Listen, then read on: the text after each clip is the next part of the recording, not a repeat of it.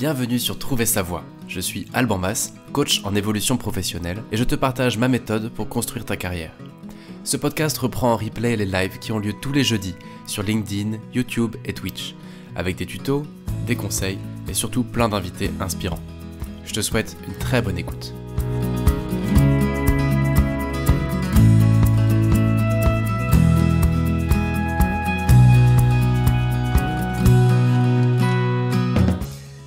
Bonjour à toutes, bonjour à tous, bienvenue pour ce énième épisode de Trouver sa voie et surtout bienvenue Marie Pellerin au micro du podcast. Merci Alban. Alors je vais te passer la parole dans 2 minutes pour que tu puisses te présenter et introduire Parent on Board. Avant ça je vais encore faire un truc pas très poli, c'est l'intro de cet épisode et je vais le faire en solo juste pour vous remercier toutes celles et ceux qui écoutent le podcast, vous êtes de plus en plus nombreux. Vous êtes bientôt 2000 abonnés, donc ce sera bientôt le moment de tenir cette promesse-là qu'on avait prise avec Ségolène, de dire quand il y a 2000 personnes vraiment fidèles à l'émission, on rajoutera des épisodes de coaching en direct ou peut-être de co-développement pour ceux qui connaissent. Et donc, on fait un pilote à huis clos, donc il sera pas en ligne, mais ce sera dans 10 jours. Et si ça se passe bien, pendant l'été ou à la rentrée, en plus des épisodes habituels, on essaiera peut-être on va le faire, de rajouter une émission dans l'émission avec du coaching en direct sur la base du co-développement. Et j'en reparlerai un peu plus tard. En tout cas, il y a plein de projets et ça, c'est grâce à vous. Vraiment, merci. C'est super encourageant et puis continuez à vous abonner si vous le pouvez, à en parler autour de vous et surtout à faire du feedback sur ce qui peut être amélioré, les sujets qui vous intéressent. C'est toujours très appréciable. J'ai déjà beaucoup trop parlé. Marie, encore bienvenue. Je te laisse te présenter et aussi présenter Parent on Board, qui est ton entreprise qu'on va mettre à l'honneur aujourd'hui pour notre sujet sur la parentalité.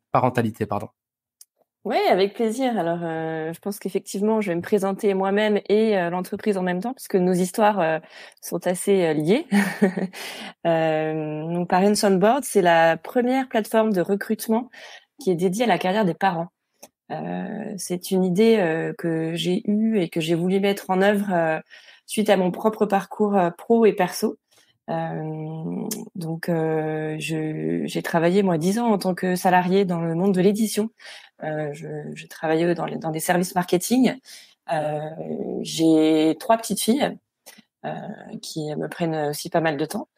Et mon expérience de salariat s'est pas super bien terminée. Je suis sortie de mon entreprise et j'ai voulu penser à autre chose et réfléchir à un autre projet pro.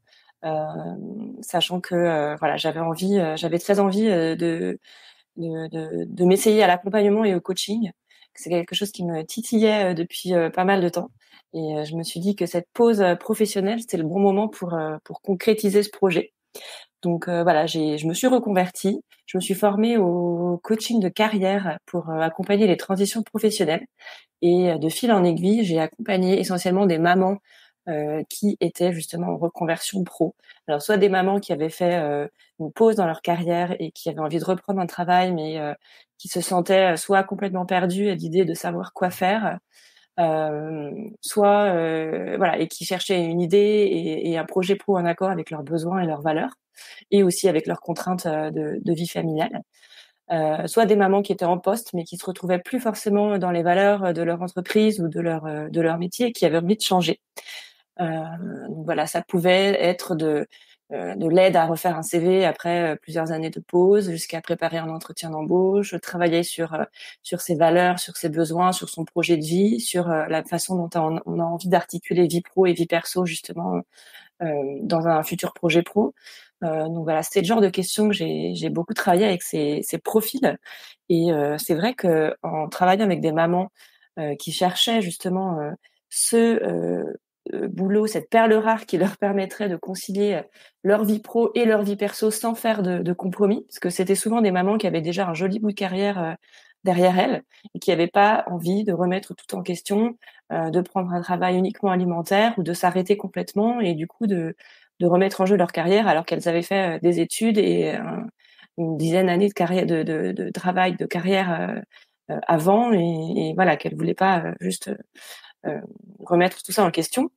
Et Et donc, j'ai eu envie de créer une plateforme justement où elles pourraient trouver ce genre de poste qui leur permettrait à la fois de concilier leurs ambitions pro et leurs ambitions perso et de recenser sur cette plateforme des offres d'emploi dans des entreprises family friendly. Donc des offres d'emploi à la fois intéressantes et challengeantes sur des postes plutôt de niveau cadre, mais pas que, euh, dans des entreprises qui ont vraiment à cœur de soutenir au quotidien leurs salariés parents, sachant que en grosso modo dans les entreprises 80% des salariés sont parents. Ça représente quand même une catégorie importante, donc Ah à ouais, ne c'est pas pas mal les négliger. stats. 80% des actifs en entreprise, enfin des salariés, Ouais, sont parents. sont Marco, ça tient parents la route, quoi. ou aidants en tout cas au niveau familial. Donc effectivement, c'est hyper important pour les entreprises de prendre en compte qu'il y a un vrai sujet qui se joue pour cette population-là. Et donc voilà, c'est pour aider toutes ces mamans à la base que j'ai voulu créer cette plateforme et leur fournir un espace où elles pourraient trouver cette perle rare qui leur permettrait d'avoir un job intéressant tout en sachant que leur entreprise va être bienveillante par rapport à leur situation de parents et puis qu'elle pourrait postuler de manière tout à fait sécurisée en sachant que déjà à l'entretien d'embauche elles n'allaient pas subir des questions personnelles voire interdites lorsqu'elles postulent à un poste sur justement leur situation familiale, le nombre d'enfants, etc. Je viens de partager en même temps Ah le oui, ton ouais site. super. Voilà, effectivement Comme c'est ça, on voit de la quoi on home. parle. Exactement, c'est gentil, merci. Donc ce projet, il est né l'année dernière et en fait, je me suis associée avec mon petit frère qui est donc mon cofondateur dans le projet. Hubert, lui, il vient d'un univers plutôt financier, plutôt tech, donc on était assez complémentaires puisque moi, je viens plutôt de l'univers du coaching, du marketing, de la communication. Et donc on s'est lancés tous les deux et la plateforme est en ligne depuis le mois de janvier. Donc c'est assez récent. Ah Et oui, ah oui, ça fait 6 ouais, mois. ouais, voilà. Donc on est encore en phase de co-développement avec nos entreprises partenaires. On apprend tous les jours justement pour améliorer au mieux possible le service qu'on propose à la fois aux candidats et à la fois aux entreprises. Et on est dans cette phase de testing et de développement pour pouvoir apporter un service qui deviendra payant plutôt l'année prochaine. Ok. Donc, quand je dis payant, c'est pour les entreprises qui veulent s'inscrire sur la plateforme et mettre en ligne leurs offres d'emploi, sachant que pour les candidats, il est tout à fait possible de créer son profil, de chercher des offres et de postuler sans avoir à financer quoi que ce soit. Ok, c'est plutôt des entreprises, je sais pas, j'allais dire traditionnelles, j'ai pas le bon mot. C'est des entreprises relativement engagées qui vous rejoignent ou il y a un peu Ouais. tout type de boîte? Alors, c'est effectivement des entreprises qui sont déjà engagées, en tout cas sur le sujet de la parentalité. Parce que voilà, on a vraiment à cœur de promettre aux parents qui vont postuler, qui peuvent postuler les yeux fermés et qui savent qu'ils peuvent être sûrs de tomber dans une entreprise qui sera bienveillante, à l'écoute et active pour leur faciliter la vie au quotidien. Donc, ce sont des entreprises qui sont effectivement en avant sur ces sujets-là. Il y a beaucoup d'entreprises qui sont labellisées. Il y a des labels qui existent sur la parentalité.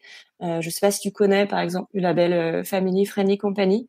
Alors, Euh, j'en connais aucun. Comme ça, t'es tranquille. voilà, bon, il y en a quelques-uns qui labellisent des entreprises justement qui les auditent et qui les notent sur leur engagement pour justement soutenir leurs salariés parents. Donc nous, on s'appuie sur ces labels-là. Ça nous aide à sélectionner les entreprises avec qui on veut travailler. Et puis on a aussi nos propres critères de, de sélection pour pouvoir onboarder une entreprise et vérifier que l'entreprise en question, elle est active et engagée, qu'elle a mis en place des outils, des services ou des moyens de communication pour ses parents et que c'est pas seulement des paroles en l'air Ouais, bien histoire sûr. de redorer une marque employeur. Ah. Et toi, justement, on est à la fois pressé parce qu'on a on a un plan qui est assez costaud pour cet épisode et à la fois j'ai envie qu'on prenne le temps là-dedans. Si tu es d'accord, ce serait d'aller un peu dans le détail de ces labels, de vos exigences à vous aussi, enfin exigences, Mm. en tout cas de ce qui fait en fait une entreprise engagée aujourd'hui en 2023. Tu vois, Oui, bien sûr. qu'est-ce qui Mm. définit en fait une boîte qui serait engagée? Sur quels critères? Alors, il y a plusieurs critères sur lesquels on s'appuie. Euh, il y en a un que moi j'aime bien, mais qui est le plus difficile à évaluer, c'est la bienveillance et l'ouverture d'esprit face à justement à des salariés qui ont des contraintes personnelles. Ça, c'est impossible à évaluer, c'est impossible à noter, parce que ça dépend tellement de la culture d'entreprise et puis dans la culture d'entreprise de chaque équipe et de chaque personne qui manage que c'est vraiment très difficile. Mais du coup, on s'appuie sur des faits tangibles et des faits concrets qui vont nous permettre, en tout cas, d'avoir une meilleure idée de comment est-ce que l'entreprise elle considère ses salariés par an. Là, on parle vraiment juste d'empathie et d'une forme d'humanité, de dire, Exactement, tu as ouais, telle ouais. difficulté, j'entends cette difficulté, Oui, et on puis essaie de faire notre max, quoi. exactement, et de considérer que une femme qui revient de congé mat, non, elle n'a pas perdu tous ses neurones, que un père qui va chercher ses enfants à l'école, c'est pas une tare. Voilà, juste ça, quoi. Et puis accorder de la souplesse et de la flexibilité dans l'organisation du travail pour que chacun puisse y trouver sa place et son compte. Donc là, c'est Ok, vraiment ouais, une question d'attitude effectivement et de valeur de l'entreprise. ok. Mais bon, Et si on pousse ce ouais. critère-là encore un peu plus loin, comment tu peux mesurer ça, du coup? Bah, alors Sur quel genre de fait tangible, tu vois? pour l'instant, on peut pas le mesurer. Je veux dire, on le mesure à partir d'autres actions qui sont mises en place par l'entreprise. On va Ok, évaluer ce qui est fait justement au quotidien pour aider les parents. Et à terme, quand on aura plus de recul et on espère plein de gens qui se seront fait embaucher grâce à nous, on ouais, aimerait bien sûr. bien avoir des feedbacks et justement pouvoir avoir un système de notation de retour sur effectivement comment ça se passe en interne pour être sûr que ce qu'on dit et ce qu'on apporte est vrai et dans les faits est mis en place dans l'entreprise. Mais Ouais, mais en plus, j'imagine que c'est ultra manager dépendant, comme tu disais. Dans ouais, une ça boîte, dépend de pas du chaque tout, équipe. Ouais, ouais, ouais. chaque manager, chaque équipe a presque sa propre culture au sein de la culture de l'entreprise, donc c'est pas évident. Ok, Mais du coup, ce qu'on regarde concrètement et ce qui nous permet d'avoir une meilleure évaluation de tout ça, c'est vraiment les actions, les faits, justement. Donc, alors, la première chose, c'est effectivement tout ce qui concerne la flexibilité, le télétravail, l'organisation flexible, facilitée pour chaque parent et pour chaque salarié, en fait, de la manière dont il a envie de travailler. Et donc, on va faire attention à ça. Si l'entreprise, par exemple, elle a mis en place une charte de télétravail, qu'est-ce qu'elle dit, cette charte? Est-ce que c'est une demi-journée de télétravail ou est-ce que c'est 3 jours de télétravail par semaine? Euh, est-ce que par exemple les réunions après 18 heures sont proscrites? Est-ce que euh, la, une personne qui aurait besoin d'avoir des horaires plus souples pour pouvoir retravailler de chez elle, elle a la possibilité de le faire. Le travail à distance, voilà. Enfin, on va évaluer déjà à quel point l'entreprise est rigide ou souple sur ces critères-là.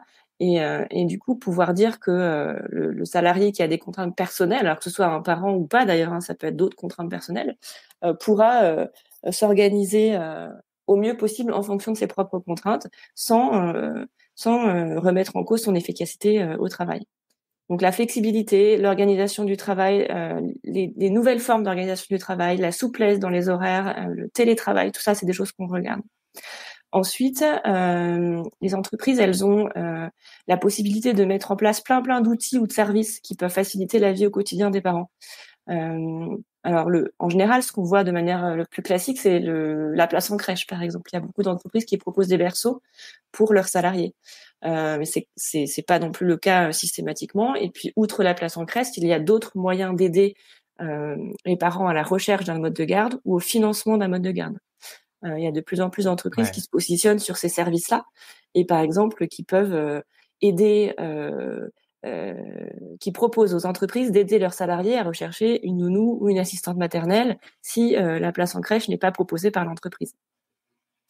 Ok, Ça peut être un autre service, par exemple, du coaching. Lorsque quelqu'un revient d'un congé maternité ou d'un congé parental long, un coaching au retour pour le re-onboarding de la personne et que cette personne se sente réintégrée, remotivée et qu'elle retrouve ses fonctions, sa place dans l'entreprise comme avant.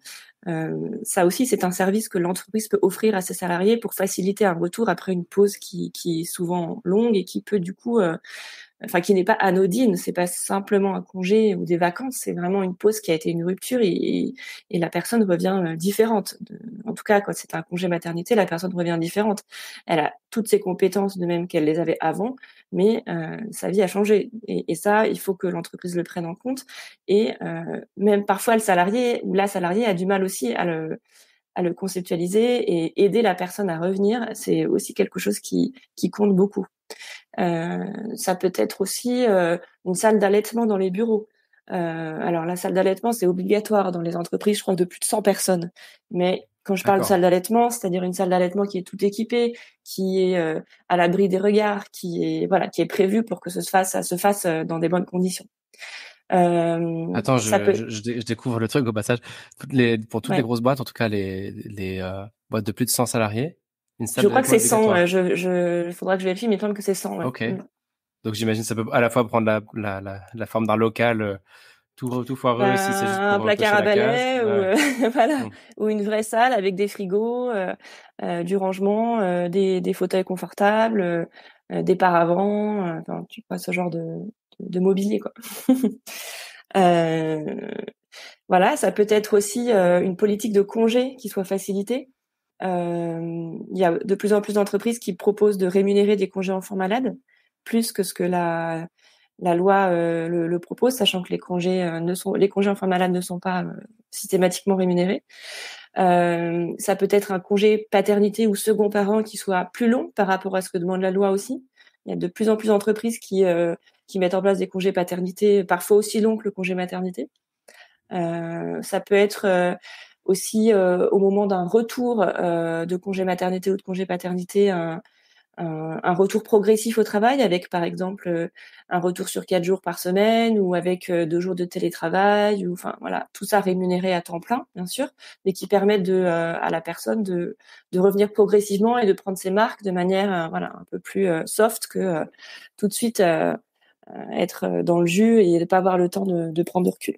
Et les boîtes qui font ça, avec qui tu travailles, enfin les boîtes qui font ça, les Oui. boîtes qui sont structurées comme ça, euh, ils le voient comme un investissement ou c'est un engagement, tu vois? J'ai l'impression que c'est pas mal de boîtes relativement engagées quand même quand je Ouais. regarde un petit peu la typologie d'entreprise qu'on trouve sur Parent on Board. Et donc la question que je me pose, c'est est-ce que c'est un certain renoncement à une forme de profit additionnel, tu vois, ou à certaines économies? Est-ce que c'est un coût et on assume que ce soit un coût, ou est-ce que c'est plutôt de l'ordre de l'investissement? Ou peut-être qu'il n'y a pas de réponse, tu vois, mais Ouais, alors en fait c'est une balance à faire parce que je regardais ce matin un chiffre que je notais justement qui m'intéressait. Euh, c'est une étude de Gallup de 2022 qui disait que seulement 6% des salariés se disent engagés dans leurs entreprises, alors que un collaborateur engagé est 23% plus productif. Donc en fait, si l'entreprise elle traite ses salariés bien et qu'elle prend en compte leurs enjeux personnels, le salarié va se sentir aussi plus engagé et sera plus motivé, plus productif. Donc, en fait, certes, ça aura un coût en amont. Et encore, il y a des mesures qui ont plus ou moins de coûts et qui coûtent plus ou moins cher à l'entreprise. Euh, il y a, je sais pas si tu connais le Parental Challenge, qui avait fait une étude super intéressante sur justement tout ce que peuvent faire les entreprises pour aider leurs salariés parents en fonction du coût que ça aura, donc de 0 € à plusieurs milliers d'euros. Il y a plein de choses à faire en fonction du budget que l'entreprise souhaite allouer. Donc c'est intéressant aussi cette vision-là. Mais en tout cas, ce qui est sûr, c'est que ça a un impact sur la motivation et l'engagement des salariés. Et aussi, ça a un impact sur le recrutement et la fidélisation des talents. Parce que les entreprises aujourd'hui, elles sont face à une vraie problématique de recrutement.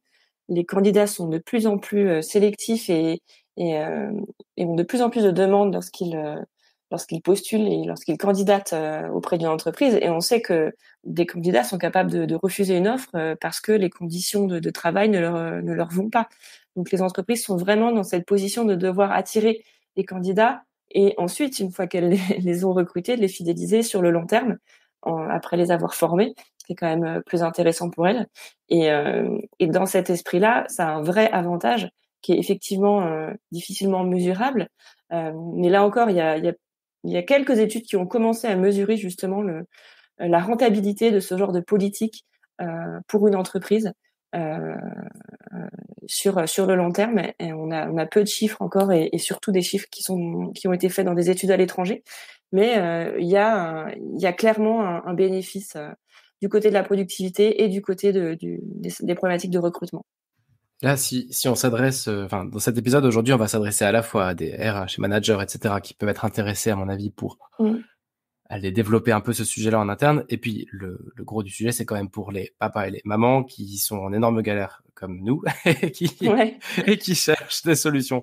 Mais sur la première typologie d'auditeurs, j'ai quand même plutôt envie de pousser un petit cran plus loin en disant, est-ce que tu connais des ressources? Et le but, c'est de pas passer trop longtemps, mais est-ce que tu connais des ressources pour identifier ces labels? Tu parlais du Parental Challenge, c'est ça? Alors, le Parental Challenge, c'est une charte que les entreprises que les entreprises qui le souhaitent signent. Et cette charte, elle montre 12, il y a 12 points qui la constituent et l'entreprise s'engage à respecter ces 12 points. Okay.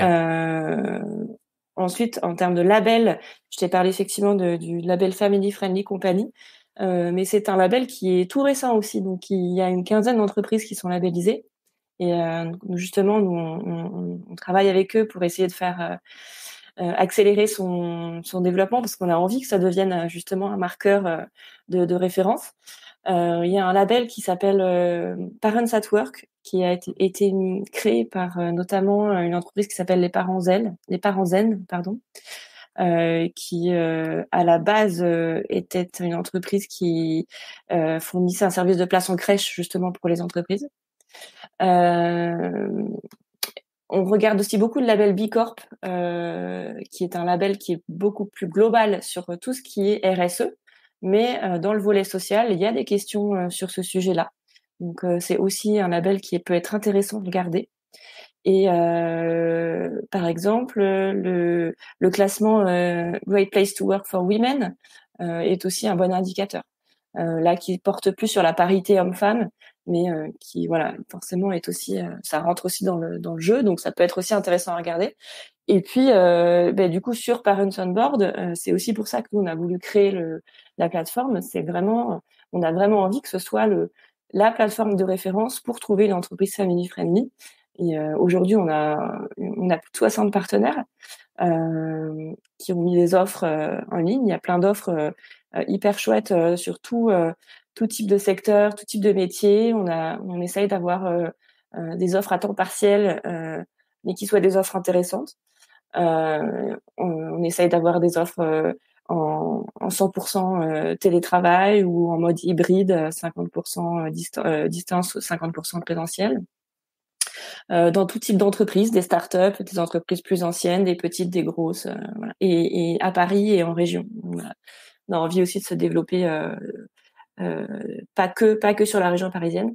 Donc, on aimerait bien, voilà, que Parents on Board devienne justement un outil de référent pour que les parents qui cherchent à concilier leur carrière et leur vie perso puissent y trouver justement leur bonheur et l'offre d'emploi qui leur correspondra. Donc nous, voilà, on essaye de travailler avec ces acteurs de récupérer, de recenser ces entreprises-là et de les centraliser sur cette plateforme pour que ça puisse devenir un endroit où les parents pourront rechercher et postuler les yeux fermés et savoir que sur cet endroit-là, ils trouveront toutes les entreprises, en tout cas les plus family friendly qui existent sur le marché du travail en France, en tout cas.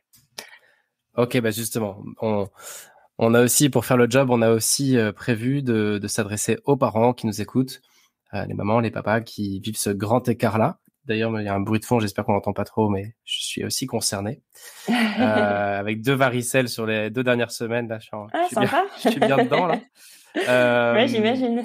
et donc, profitons aussi de ta présence et de ton expérience, plutôt avec ta casquette de coach cette fois peut-être, ou même juste de maman, et pour essayer de voir au fond quelles ressources peuvent exister. Tu vois, j'aurais presque envie de le tourner comme ça.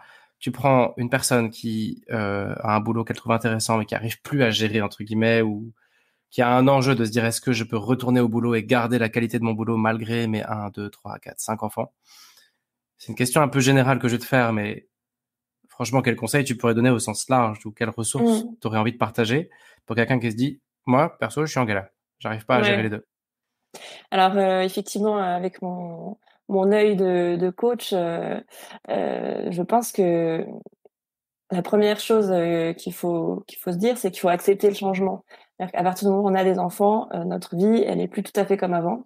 Euh, pour le bien comme pour le moins bien, hein, on est on est d'accord.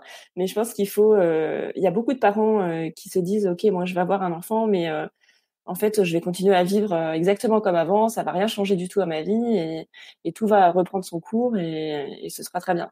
Et en fait, je pense qu'il y a beaucoup de désillusions aussi par rapport à ça. À partir du moment où on a un ou plusieurs enfants, toute son organisation au quotidien, elle change, sa vision des choses change, ses priorités changent. Et ça, je pense que déjà, il faut commencer par en prendre conscience et par l'accepter.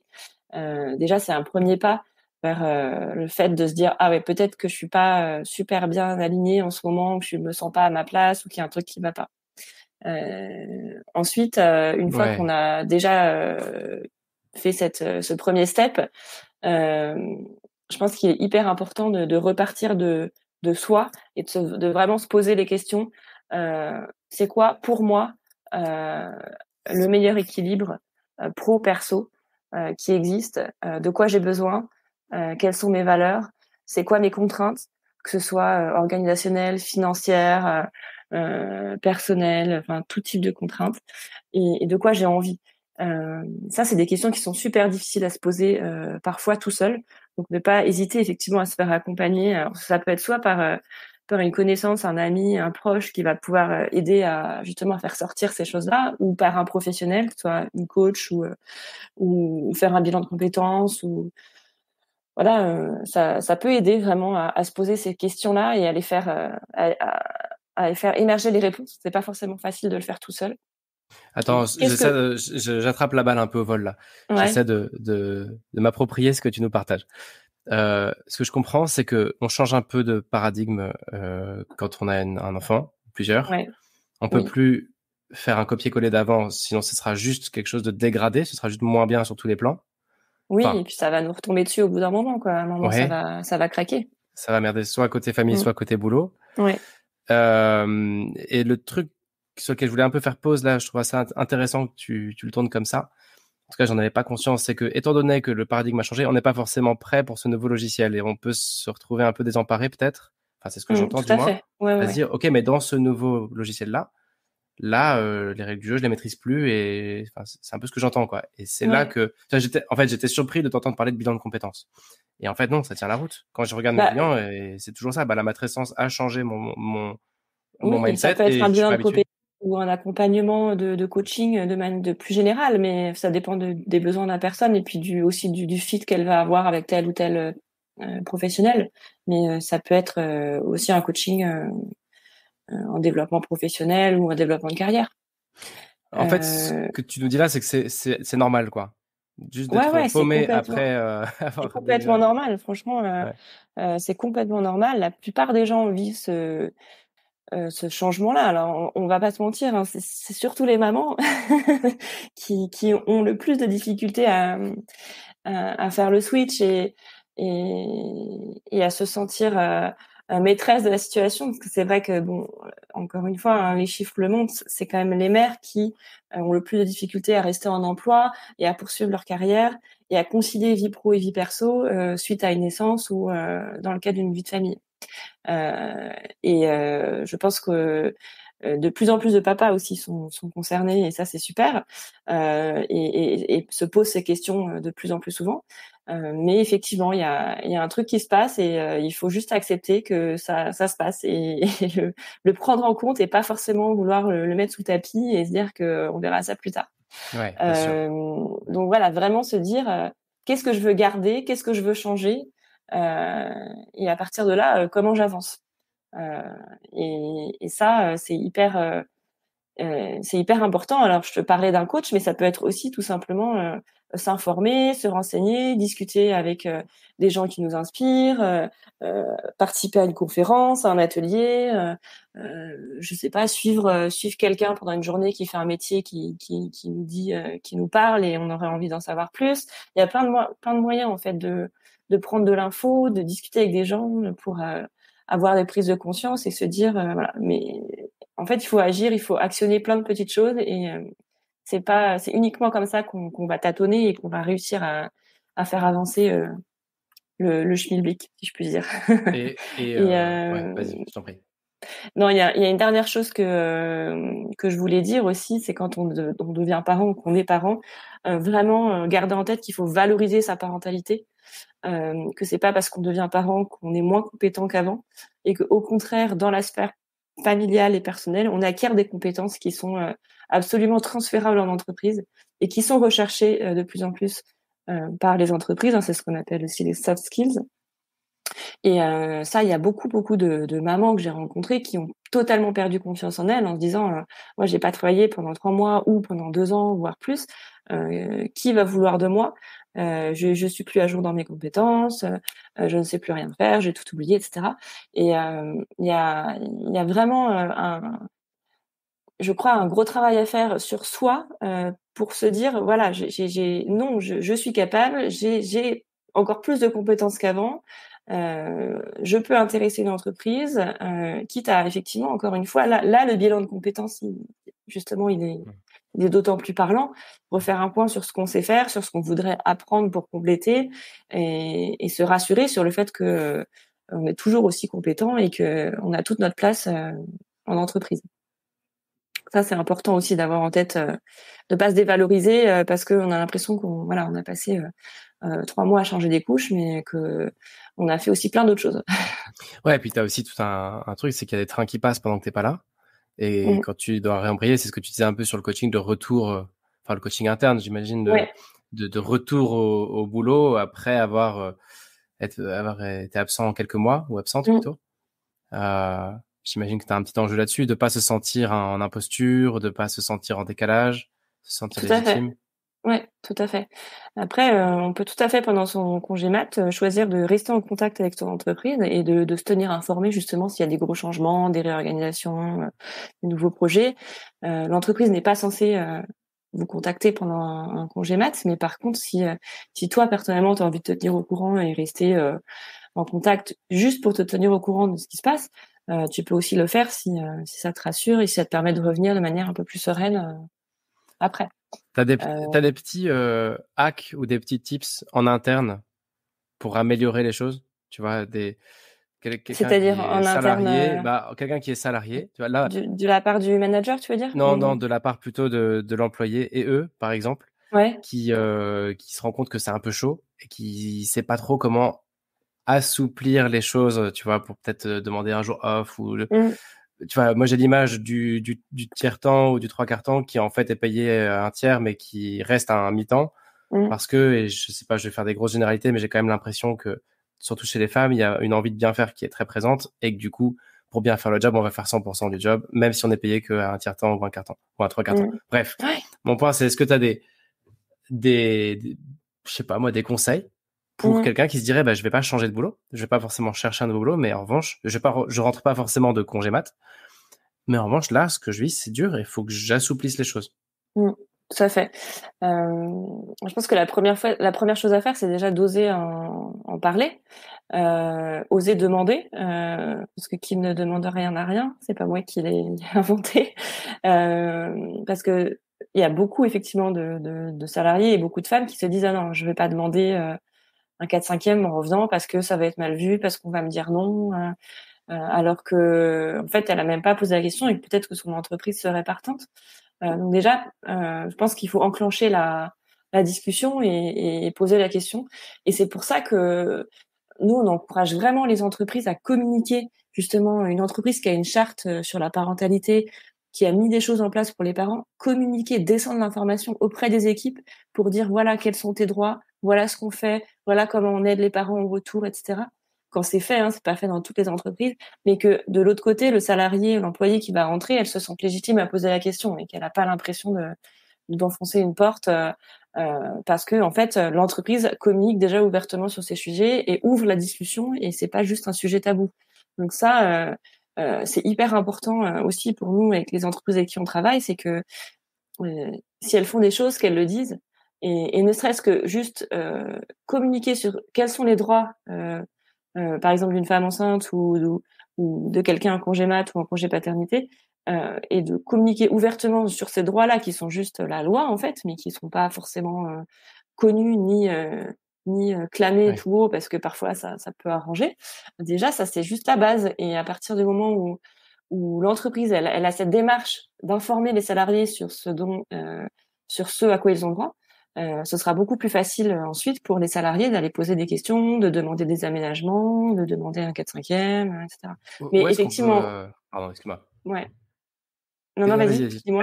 Où est-ce qu'on peut trouver le cadre légal? C'est dans la convention collective? Il y a un site, il y a un truc?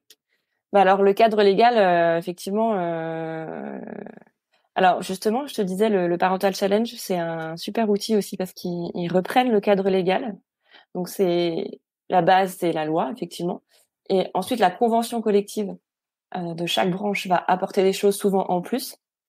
Donc ne pas hésiter à regarder dans sa convention collective ce qui est dit. Par exemple, je te parlais des jours enfants malades. Dans certaines conventions collectives, il y en a, il y en a plus que ce que propose la loi. Et après la convention collective, il y a encore plus. Il y a les actions qui sont mises en place dans l'entreprise en question, euh, qui va elle aussi peut-être mettre en place encore plus de choses que ce que demande la convention collective.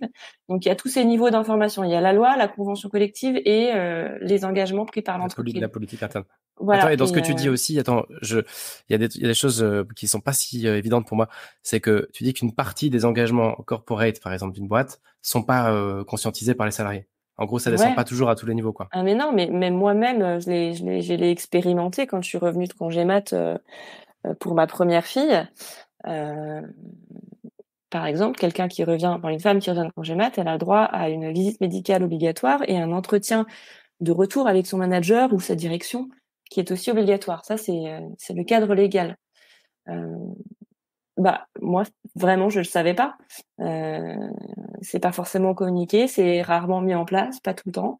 Et déjà avoir cet entretien de retour, ça permet de prendre le pouls, de discuter avec son manager de ce qui va bien, ce qui va pas bien, ce qu'il faudrait aménager. Et je pense que cet entretien de retour, il mériterait d'être dédoublé d'un deuxième entretien à 1 mois ou à 2 mois pour faire un premier bilan, prendre un peu de recul et voir s'il y a des choses à réajuster. Mais ne serait-ce que ce premier entretien, toutes les entreprises ne le font pas. Et moi, je le savais pas quand je suis rentrée de congé mat, personne me l'a dit. Donc effectivement, communiquer sur ce qui se fait légalement. Ensuite, aller voir sa convention collective. Pour info, ton numéro de convention collective, c'est écrit sur le bulletin de salaire. Si jamais la personne cherche euh, sa convention collective, elle a l'info sur le bulletin de salaire. Et puis bien sûr, se tourner vers les RH, hein, qui sont les plus à même de vous communiquer ces infos-là, ou Ouais. les délégués du personnel. En plus, que ce soit le CSE ou les RH, mais j'ai Ouais. plutôt envie de favoriser les RH pour ce genre de truc, ils sont pas directement liés à l'opérationnel. Donc quand tu leur parles, ils vont pas direct flipper en mode oh là là, ça veut dire des jours en moins, comment on va faire pour le boulot et tout. Ils sont Mhm. ça peut être un peu des tiers, quoi. Oui, oui, tout à fait.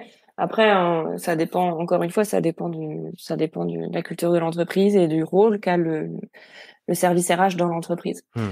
Euh, si le, je travaille, justement une DRH qui nous écrit des articles et qui nous conseille sur ces sujets-là. Et effectivement, elle nous disait que dans certaines entreprises, la RH, le service RH est un partenaire, euh, de tous les parties prenantes de l'entreprise et que dans d'autres cas, c'est un flic qui va pointer à quelle heure repart chaque personne et c'est pas Bien du tout sûr. la même façon de travailler. Et encore une fois, ça, c'est difficile de le savoir avant d'arriver dans l'entreprise.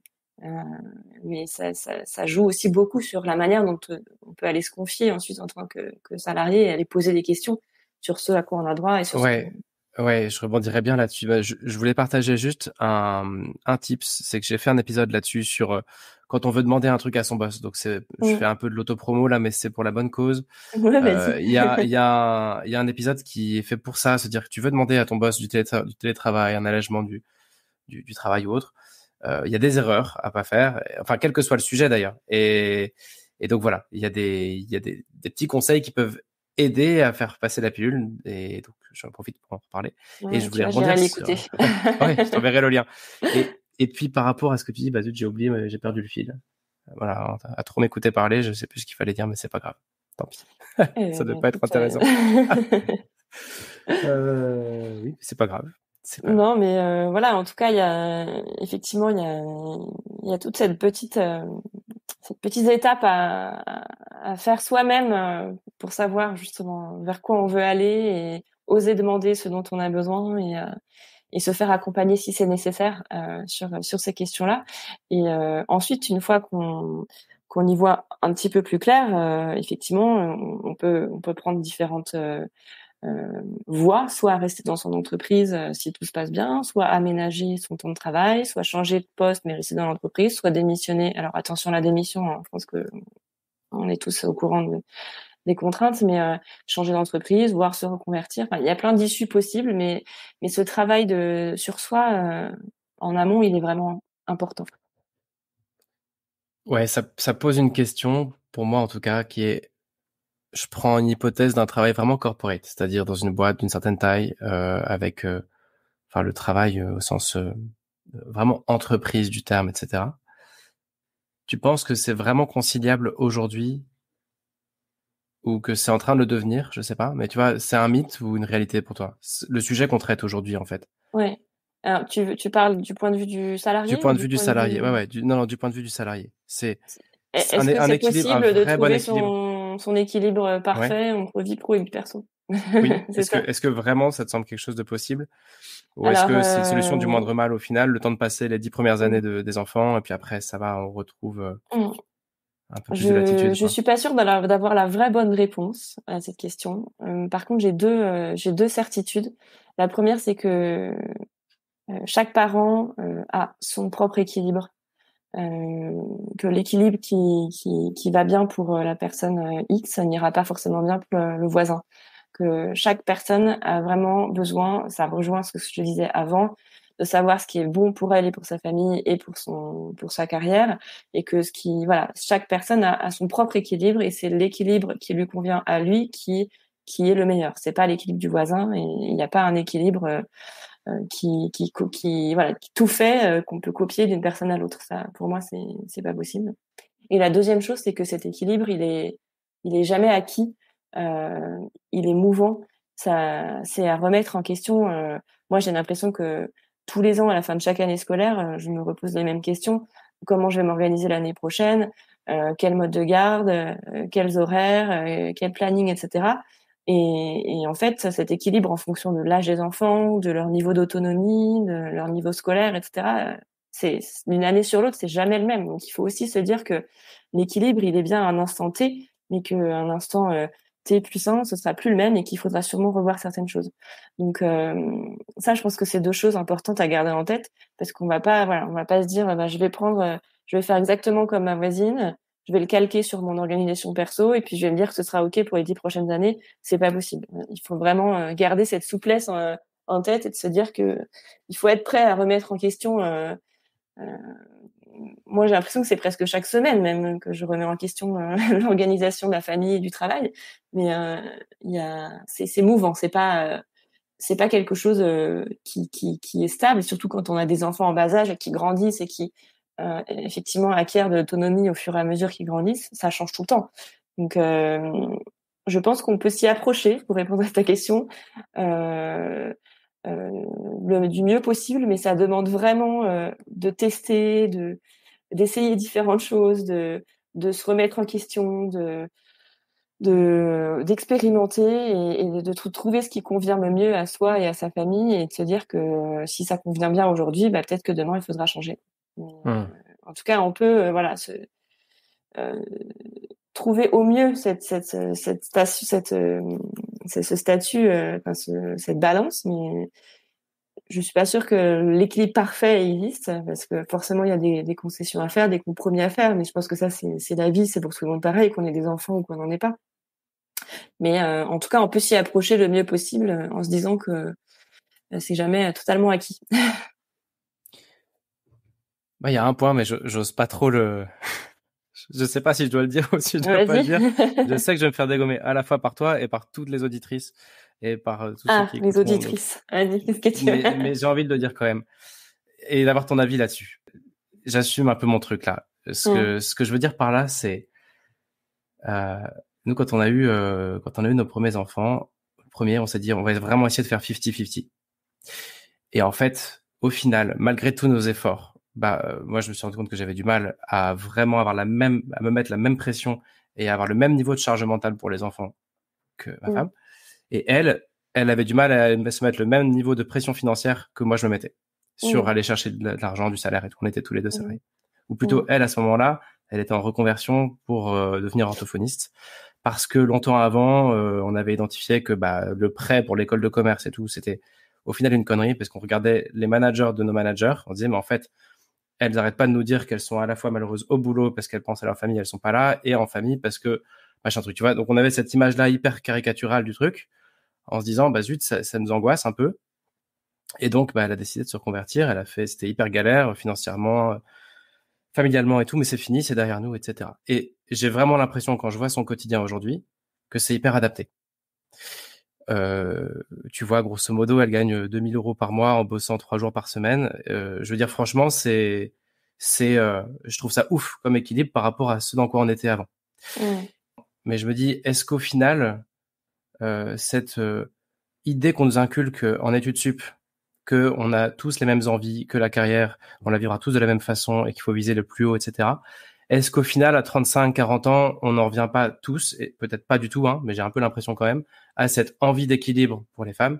Voilà, je pose ça là. Tu vois, évidemment, ce qui veut C'est un pas, vaste sujet. ce qui veut pas dire, et quand je dis envie d'équilibre, ça veut pas dire ne pas développer sa carrière. Ça veut dire faire un boulot où tu peux être à la fois à fond avec de l'équilibre.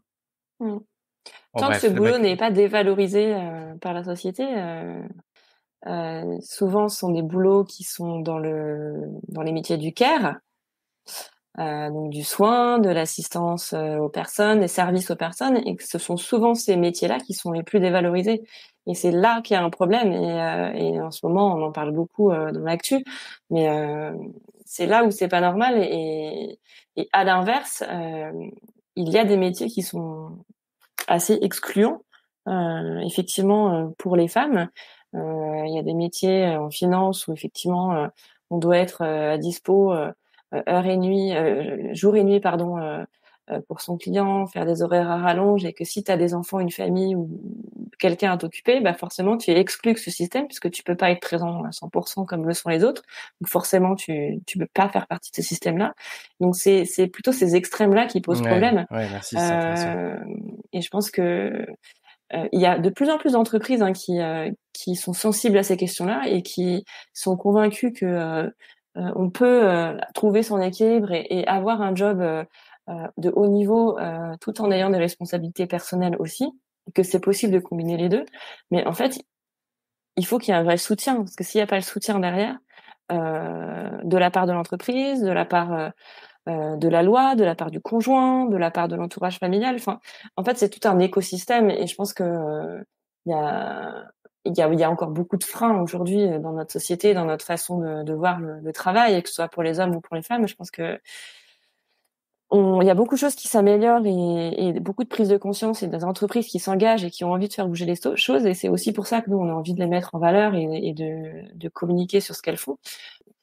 Mais c'est aussi pour ça que moi j'ai eu envie de créer ce projet. C'est aussi pour pouvoir permettre justement aux femmes de rester dans l'emploi et de continuer une carrière qui, à première vue, n'est pas forcément compatible avec une vie de famille, dans des entreprises qui sont prêtes justement à jouer le jeu, de leur donner les outils et les clés en main pour pouvoir réussir à jongler entre les deux. Et en fait, il y a plein de niveaux, il y a plein d'actions qui peuvent être faites à plein de niveaux dans la société aujourd'hui, au sein de la famille, la cellule familiale, au sein de l'entreprise, au sein du gouvernement. Il y a de plus en plus de mesures qui sont prises.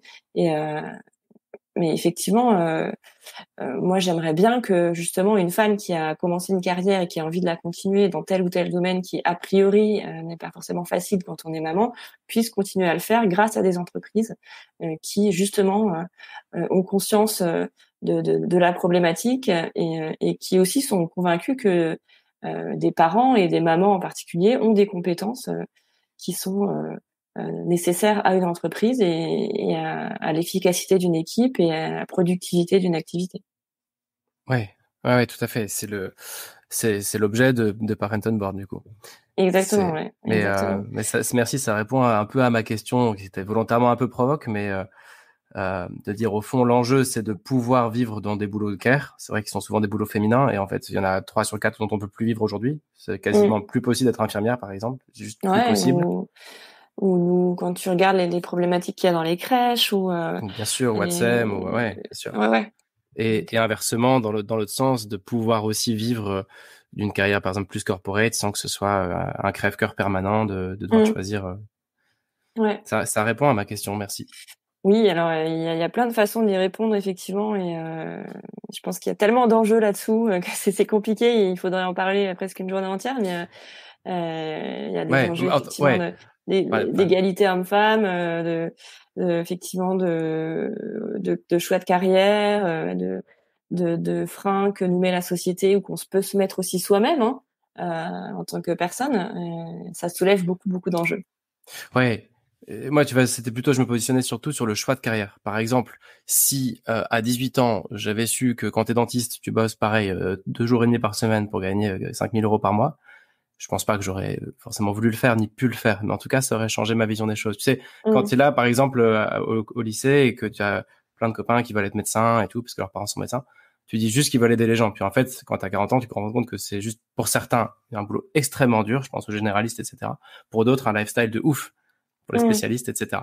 Et donc, et tu comprends mieux pourquoi, en fait, ça valait le coup d'être médecin spécialiste dans certains aspects. Je veux pas trop généraliser, mais en tout cas, et je veux pas, enfin, je pense que c'est l'épisode où je vais me faire beaucoup d'ennemis aujourd'hui. Mais en tout cas, mon point, c'était C'est un vraiment en terrain choix. glissant. Je suis sur un terrain hyper glissant, mais mon point, c'est vraiment de dire au moment de s'orienter, n'oublions pas le lifestyle, en fait. Et on n'y pense pas quand on a 18, 20, 25 Mais ans. c'est On pense pas une impossible seconde d'y à ça. penser parce que on n'est pas confronté à ces problématiques-là. Ouais, mais Moi, je mais pense que je fais partie de ces gens qui ont été mal orientés, parce que j'ai fait une prépa, parce que j'étais bonne élève et qu'on m'a dit il faut que tu fasses le mieux possible pour pouvoir avoir accès à toutes les études possibles. Ensuite, j'ai fait une école de commerce parce qu'on m'a dit au moins tu pourras faire ce que tu veux et tu auras un bon métier, une bonne situation, un bon salaire.